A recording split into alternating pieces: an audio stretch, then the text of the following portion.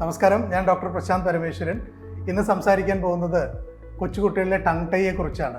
ജന്മനാൽ നാക്കിൻ്റെ അടിവശവും വായയുടെ ഉൾവശവും തമ്മിലുള്ള ഒരു നേർത്ത വള്ളി കൊണ്ട് കെട്ടി നിൽക്കുന്ന അവസ്ഥയാണ് ടങ് ടൈ. ടങ് ടൈ ഉണ്ടെന്ന് നമുക്ക് എങ്ങനെ മനസ്സിലാക്കാം?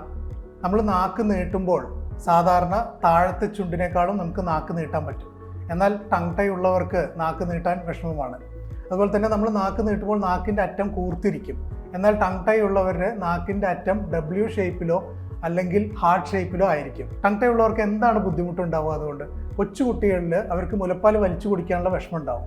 അതുപോലെ തന്നെ മുതിർന്ന കുട്ടികളിലാണല്ലോ ചില അക്ഷരങ്ങൾ, ചില്ലക്ഷരങ്ങൾ പോലുള്ള അക്ഷരങ്ങൾ പറയാൻ അവർക്ക് ബുദ്ധിമുട്ടുണ്ടാവും. ടങ് ടൈയുടെ ചികിത്സ എന്നത് ടങ് ടൈ റിലീസ്, ഈ നാക്കിലെ കെട്ട് വിടിച്ച് നാക്കിനെ സ്വതന്ത്രമാക്കുക എന്നുള്ളതാണ്.